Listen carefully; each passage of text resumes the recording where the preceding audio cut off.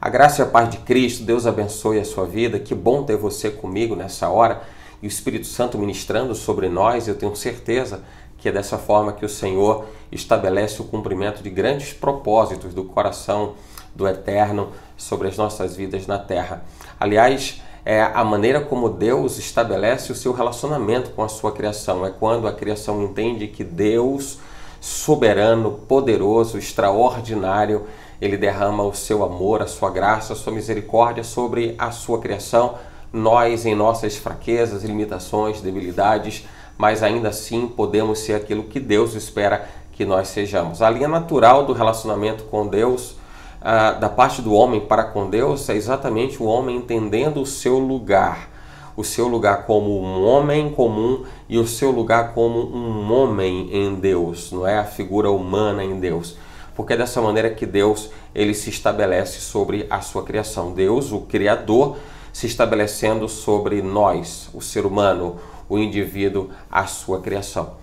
Então, é sobre isso que nós vamos tratar nesses 3 vídeos da série A Melhor Oferta.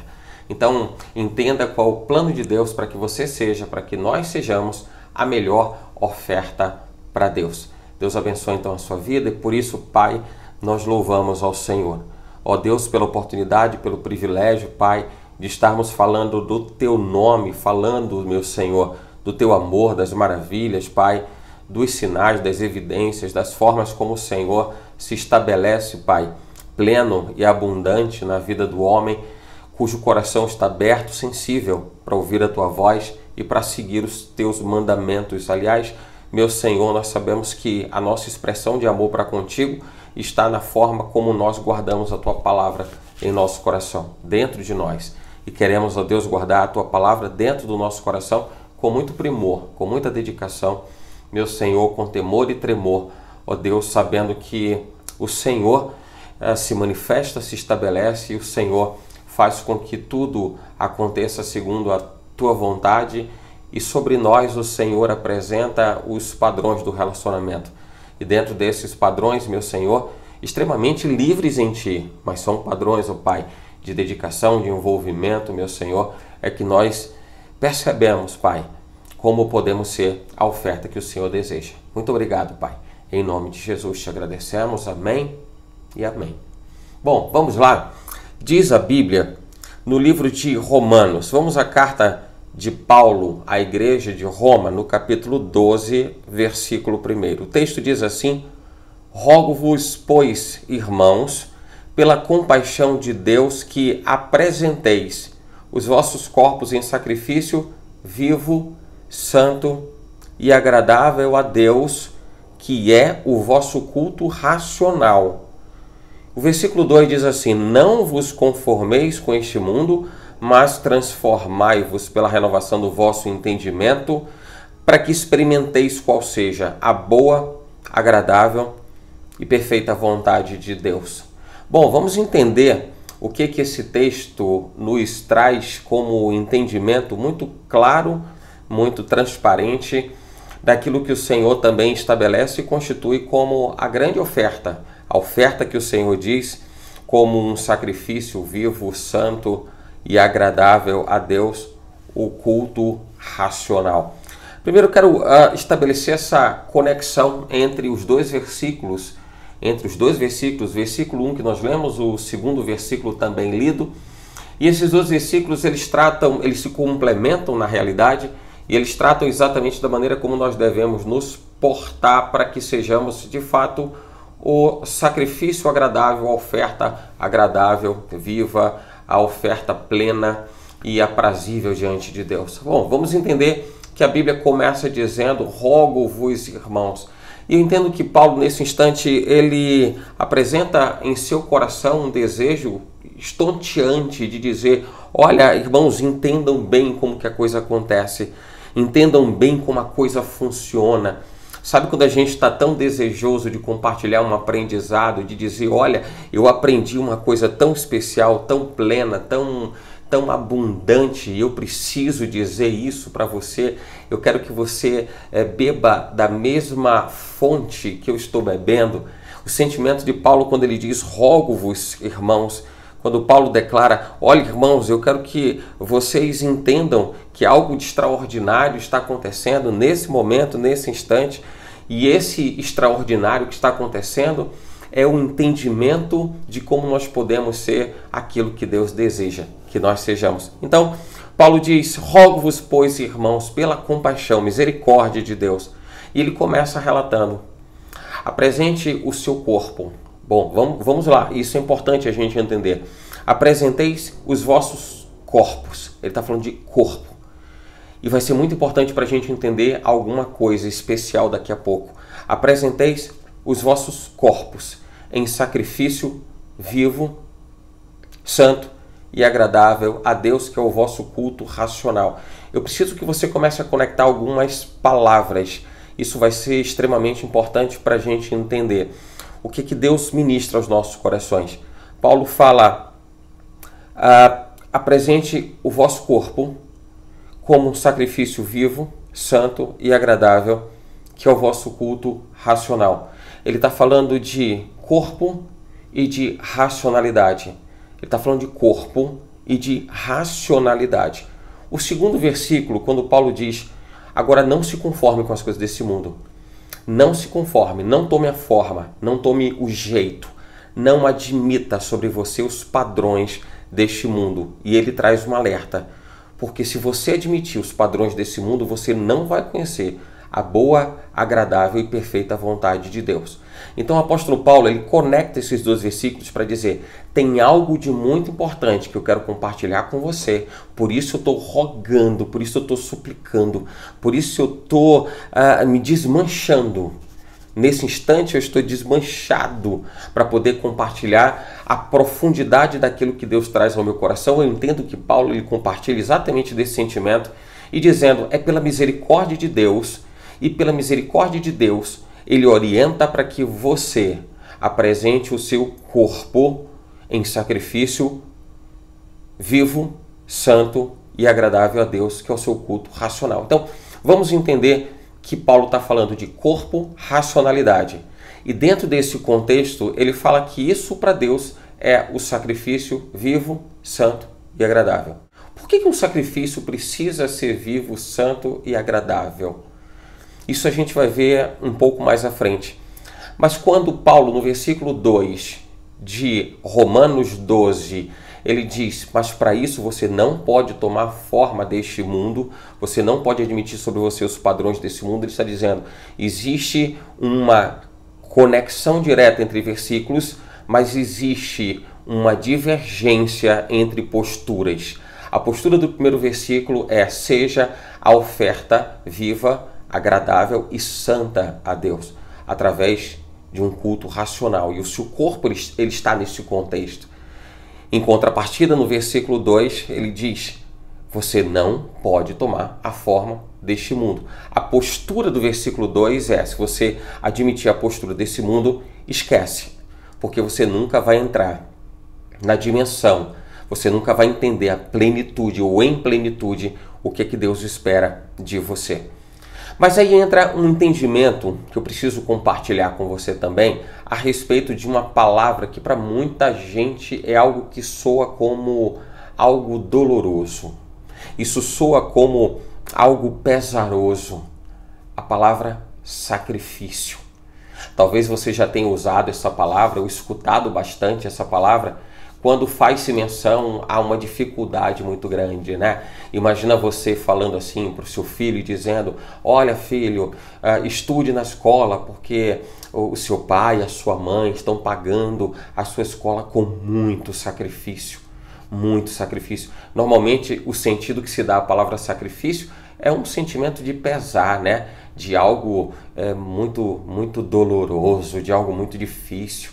Muitas vezes as pessoas associam até algo ruim, indesejado. Olha quando as pessoas de repente fazem menção a um início de semana e elas começam a pensar: poxa, vai começar tudo de novo, e aí eu vou me sacrificar. Vai ser uma semana de sacrifício. Quando as pessoas muitas vezes associam que o final da semana remete a algo bom, alegre, agradável, mas o início da semana é algo que está relacionado com dor, com angústia, com pesar. Agora, observa o que diz a Bíblia em Hebreus capítulo 9, versículo 28. Assim também Cristo, oferecendo-se uma vez para tirar os pecados de muitos, aparecerá segunda vez sem pecado aos que esperam para a salvação. Vamos entender o que é isso aqui? Hebreus 9, 28, a Bíblia diz que Jesus foi a oferta perfeita. Jesus oferecendo-se uma vez para tirar os pecados de muitos, aparecerá segunda vez sem pecado. E alguém pode dizer, como ele vai aparecer segunda vez sem pecado? É porque da primeira vez tinha pecado? Não, mas você entende exatamente a razão de ser do sacrifício. E o profeta Isaías, ele fala a respeito disso, quando ele diz assim, porque ele levou sobre si as nossas dores. Isaías 53, não é? Ele levou sobre si as nossas dores e as nossas enfermidades. O castigo que nos traz a paz estava sobre ele. Pelas suas pisaduras fomos sarados. E nós sabemos que a imagem de Jesus Cristo na cruz é a imagem do pecado. É Jesus tendo carregado os nossos pecados e por isso ele está na cruz. Veja que tem uma série de versículos que faz uma associação entre cruz e uma nova vida, né? Sepultados com ele no batismo, também com ele ressuscitamos. A Bíblia fala de uma nova vida através do batismo, algo comparado à ressurreição. A decisão pelo batismo, que é quando nós morremos, né? Didaticamente entendemos dessa forma. Morremos para o mundo e renascemos para uma nova vida, né? Nascendo novamente. Olha o quanto isso é importante. Eu me recordo de quando Jesus, a Bíblia trata dessa passagem, quando Jesus falando com Nicodemos, disse para ele assim, olha, para você desfrutar, usufruir, para você entender o que é o poder de Deus que está sobre a minha vida, você vai precisar nascer de novo. E mesmo para alguém tão instruído quanto Nicodemos, para ele foi difícil compreender. Como que eu tenho que nascer de novo? Vou voltar ao ventre da minha mãe? Não, claro que não. Você não vai voltar para o ventre da sua mãe. Você vai precisar nascer da água, uma nova vida, uma decisão, a decisão de morrer literalmente para aquela vida do passado, esquecer da vida pregressa que associava de repente a sua vida, a vida do indivíduo, à prática do pecado, e agora ser uma nova pessoa, uma nova criatura, sepultados com ele no batismo, também com ele ressuscitamos. Essa é exatamente a leitura do batismo, porque no batismo nós, de forma associativa, fazemos como Jesus fez, só que Jesus estava na cruz, a expressão do pecado estava em Jesus Cristo na cruz, alçado na cruz. E a expressão do pecado no homem está na forma ou sob a forma do seu entendimento, da sua percepção, do seu reconhecimento de que é pecador e de que ele precisa agora decidir por uma nova vida. E daí ele se batiza, e quando ele se batiza, ele volta para viver um novo tempo, uma nova era, uma nova história passa a ser contada. Por essa razão, a gente precisa ter muita atenção quando as pessoas, até numa prática equivocada, elas adoram a imagem do Senhor morto. Qual o entendimento que se tem do Senhor morto? Jesus morreu. Para que houvesse a ressurreição, Jesus precisou morrer. E a morte em Jesus Cristo, ela representa a morte do pecado que estava sobre ele e que não era dele, mas o pecado da humanidade que estava sobre ele, porque ele levou sobre si todos os nossos pecados. Então aquele pecado precisava morrer e a expressão da morte dos pecados estava na morte do próprio Jesus Cristo. A ressurreição é a restauração, é o milagre de Deus, é o aspecto miraculoso de tudo isso, quando o Senhor ele nos permite viver uma nova história, um novo tempo. Então, observe que a Bíblia diz que Jesus Cristo oferecendo-se uma vez, ele vai voltar a segunda vez, naturalmente, o cumprimento da volta do Messias, a volta do Senhor Jesus. Claro que dessa vez, sem precisar ter que carregar os nossos pecados, porque ele já foi para a cruz, morreu e ressuscitou. Importa agora, e o versículo de Hebreus 9, 28 diz isso, a volta de Jesus Cristo, ela é a expressão do cumprimento da promessa para aqueles que esperam salvação. Então Jesus vai voltar, o cumprimento da promessa de Deus, promessa eterna. Mas o que eu quero chamar a atenção é que o texto diz que Jesus oferecendo-se oferecendo. Você está falando de oferta. O que foi Jesus se oferecer? Jesus ser o sacrifício. Jesus foi sacrificado. Então, o sacrifício de Jesus, ele aponta, ele remete para uma oferta. E veja que tem uma coisa muito importante nisso tudo, é que o sacrifício, ele precisa ser visto como a demanda que foi atendida, sabe? A oferta no tamanho certo, a oferta do valor certo. Então, o sacrifício, em outras palavras, é exatamente a resposta que se dá frente a algo que precisa ser superado, atendido ou vencido. Vamos entender o que isso representa?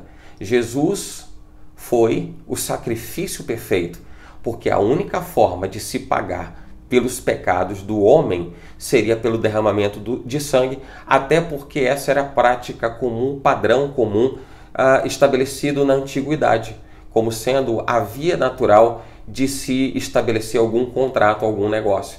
E a Bíblia diz isso: sem derramamento de sangue não há perdão de pecados. Então era necessário que houvesse o derramamento de sangue. E Jesus, ele compra a nossa dívida de pecado, ele compra.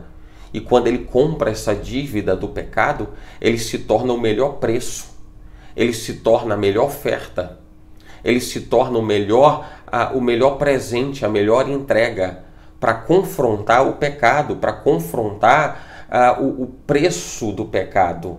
O salário do pecado é a morte. O salário do pecado é a morte. Jesus compra e ele morre, mas ele ressuscita. Por quê? Porque o dom gratuito de Deus é a vida eterna. Então, enquanto a morte cobra, enquanto o pecado, melhor dizendo, enquanto o pecado cobra o preço que é a morte, Deus estabelece pela vida eterna o seu presente permanente, o dom gratuito de Deus, a oferta de Deus para o homem que entende o que representa ele, o homem, indivíduo, ser algo aprazível e agradável ao Senhor. Olha o capítulo 10 de Hebreus, versículo 10, também um outro texto que fala exatamente sobre isso. Nessa vontade em que temos sido santificados mediante a oferta do corpo de Jesus Cristo. Veja que agora esse versículo não fala sacrifício. Veja que ele fala a oferta do corpo de Jesus Cristo. Nós estamos falando sobre sermos a melhor oferta. E temos a referência de quem foi a melhor oferta. A oferta do corpo de Jesus Cristo. E a Bíblia diz, uma vez por todas, versículo 11. Ora, todo sacerdote se apresenta dia após dia para exercer o sacrifício sagrado e oferecer muitas vezes os mesmos sacrifícios que nunca, jamais podem remover pecados. Jesus, porém, tendo oferecido para sempre um único sacrifício, veja que agora o texto está falando de versículo, está falando de sacrifício. Veja que o texto agora está falando de sacrifício. Então, olha aqui está escrito, Jesus, porém, tendo oferecido para sempre um único sacrifício, e lá em cima, no início do versículo do texto, nós lemos a oferta do corpo de Jesus Cristo. Oferta e sacrifício. Oferta e sacrifício. Então vamos começar a enxergar sacrifício como uma oferta. E quando a gente começa a entender que o sacrifício é uma oferta, talvez soe de maneira mais agradável ao seu coração, entender que oferta fala de uma entrega, fala de um presente, fala de dar alguma coisa, e a Bíblia diz que melhor é dar do que receber. Olha que alegria quando a gente começa a entender o que é ser oferta. E daí a gente entender que há uma similaridade, mas uma interpretação diferente entre o que é oferta e sacrifício. O sacrifício precisa ser visto como uma oferta, e Jesus foi a oferta adequada, a oferta propícia. Vamos adiante, diz assim, Jesus, porém, tendo oferecido para sempre um único sacrifício pelos pecados, assentou-se à direita de Deus. Observe o que a Bíblia diz em 1 Samuel, capítulo 15, versículo 22. Porém, Samuel disse, será que o Senhor tem mais prazer em holocaustos e sacrifícios do que no obedecer à sua palavra? Eis que o obedecer é melhor do que o sacrificar, e o ouvir é melhor do que a gordura de carneiros. Por que razão o profeta Samuel vai até o rei Saul para dizer isso para ele? Por uma razão simples. O rei Saul, que outrora tinha um coração inclinado às coisas de Deus e entendia a importância, o significado do que era o sacrifício, porque nesse momento o profeta Samuel está dizendo: Saul, espera, eu quero que você entenda, Saul, que existem sacrifícios e sacrifícios. E aquilo que você outrora fez e agradável a Deus, hoje não é mais. O que você fazia que alegrava o coração de Deus, não é mais. Você está pensando que é tudo igual, é tudo da mesma forma? Não é, Saul. E claro que o profeta Samuel está pontuando uma prática iníqua do rei Saul, que até então, ou até o momento em que seu coração era sensível à vontade de Deus, ele pôde se colocar diante do Senhor a ponto de ter sido inclusive escolhido para reinar sobre Israel. Mas chegou um momento que o coração de Saul se afastou tanto de Deus que o Senhor não tinha mais prazer nele. E por que razão? Porque Saul jamais entendeu o que era ser uma oferta agradável a Deus, uma oferta viva, uma oferta santa. E agora o rei Saul está apresentando sacrifícios, está apenas sacrificando por sacrificar, e o contraponto do profeta Samuel é dizer: Saul, você se tornou um religioso, você se tornou alguém com práticas rigorosamente religiosas, e apenas isso. E isso não chega para Deus. Por essa razão, o profeta Samuel diz: tem porventura o Senhor maior prazer em holocaustos, em sacrifício, do que se obedeça à sua palavra?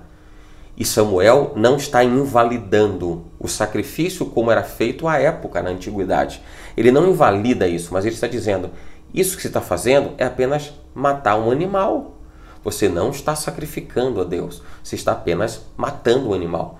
O sacrifício a Deus é algo que move muito mais do que matar um animal. Você precisa entregar um coração, você precisa entregar a sua própria vida. Você precisa rigorosamente ser a oferta antes de entregar a oferta. Deu para entender isso? Então Saul precisava experimentar uma novidade de vida para que agora ele entendesse que antes de matar um animal, ele precisaria sacrificar a Deus. Ele não estava sacrificando mais a Deus. Ele não estava mais inclinado ao sacrifício. Ele estava agora inclinado aos seus próprios interesses, às suas próprias vontades. E não há compatibilidade. Não encaixa, não funciona. Amém? Agora vamos olhar a Bíblia no Salmo 51, verso 17.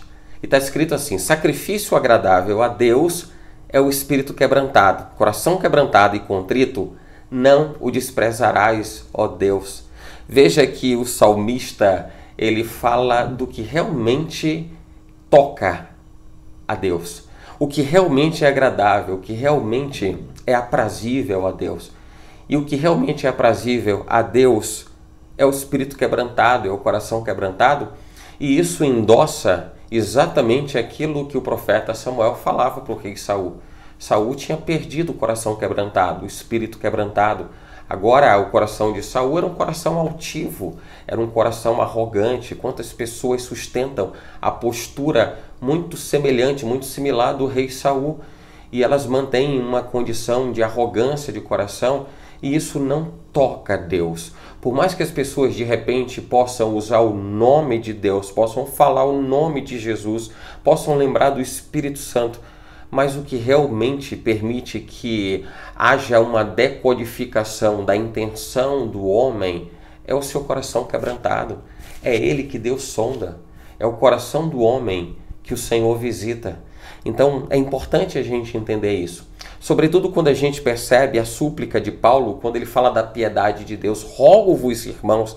E Paulo está falando: olha, Deus é tão misericordioso que ele vai lá e vai enxergar no seu coração se você está sendo a oferta santa, agradável e viva pelo seu culto racional, se você vai ser exatamente aquilo que ele quer que você seja, na medida em que você não toma a forma desse mundo.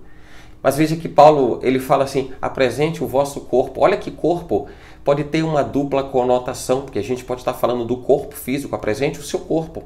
Apresente o seu corpo, estou falando do corpo físico. Como ao mesmo tempo se encaixa no entendimento de corpo, corpo enquanto igreja.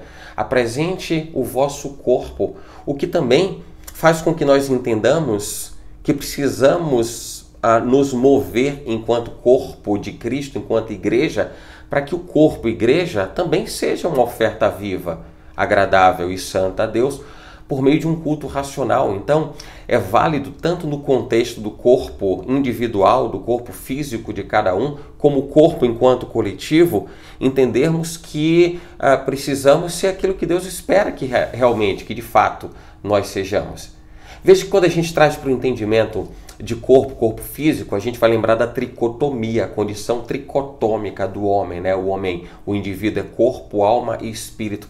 E se eu te perguntar qual é a parte mais sensível do indivíduo, a parte mais sensível do homem, eu não sei, talvez a sua opinião aponte para você entender que a parte mais sensível é a alma, a parte mais sensível é o espírito, mas eu quero dizer para você que a parte mais sensível ao homem é aquilo que produz o imediatismo das sensações. É o corpo. Mas como assim? É fácil você entender isso. Quando a pessoa sente fome, é o corpo quem sente. Quando a pessoa sente o desgaste, o cansaço, a reação é produzida no corpo. Quando alguém sente alguma dor por algo, imagina um objeto cortante, perfurante, e que machucou a pessoa, quem sente é o corpo, porque o corpo é a parte mais sensível do homem, da vida, da existência. Dentro desse entendimento tricotômico do homem, o corpo é a parte mais sensível. E pelo fato de ser o corpo a parte mais sensível, a gente vai lembrar que está escrito em Mateus, capítulo 26, versículo 41, quando a Bíblia diz assim: vigiai e orai, para que não entreis em tentação. Na verdade, o espírito está pronto, mas a carne é fraca. Se percebe que dentro do contexto da tricotomia, corpo, alma e espírito, nós percebemos uma polarização entre a carne que é fraca e o espírito que está pronto. A carne é fraca, o espírito está pronto. A carne fraca é a parte mais sensível do homem. E a Bíblia nos recomenda, olha, vigie e ore, porque você tem um espírito que está vivo, que está pulsante dentro de você, que está sacudindo você. Mas o que impede você de desfrutar a plenitude do espírito é a sua carne. E por essa razão que eu reafirmo, a parte mais sensível ao homem é o corpo. Porque se não fosse o corpo, ele seria movido completamente pelo espírito, porque Deus, quando nos constituiu, ele soprou em nossas narinas o seu fôlego de vida. O Espírito de Deus alimentou um espírito em nós. O Espírito de Deus alimentou o nosso espírito. E se dessemos vazão ao nosso espírito, não viveríamos as condições que vivemos muitas vezes, que estão associadas literalmente à prática do pecado, ou seja, estão associadas ao corpo. Ao corpo. Então, entendendo a tricotomia estabelecida no corpo, alma e espírito, e a polarização entre o corpo, a carne que é fraca, e o espírito que é pronto, que está pronto, nós começamos a perceber que falta um elemento a ser considerado: a alma. E a alma a gente vai entender exatamente quando a Bíblia fala em Hebreus 4:12, porque a Bíblia, a palavra de Deus, é viva e é eficaz, mais penetrante que espada alguma de 2 gumes, e ela penetra, essa é a questão, ela penetra até a divisão da alma e do espírito. A Bíblia fala de juntas e medulas, mas vamos lá. Ela entra na fronteira da alma e do espírito, alma e espírito. Vamos lá, vamos entender?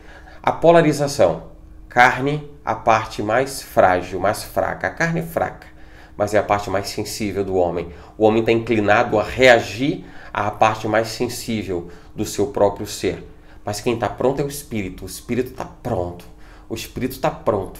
E vem a Bíblia, a palavra de Deus, e entra exatamente onde está encaixada a alma está ali no meio. A alma, ela está gerando essa compatibilidade entre corpo, que quer se distanciar do espírito, e o espírito que quer modificar o corpo, né? A carne.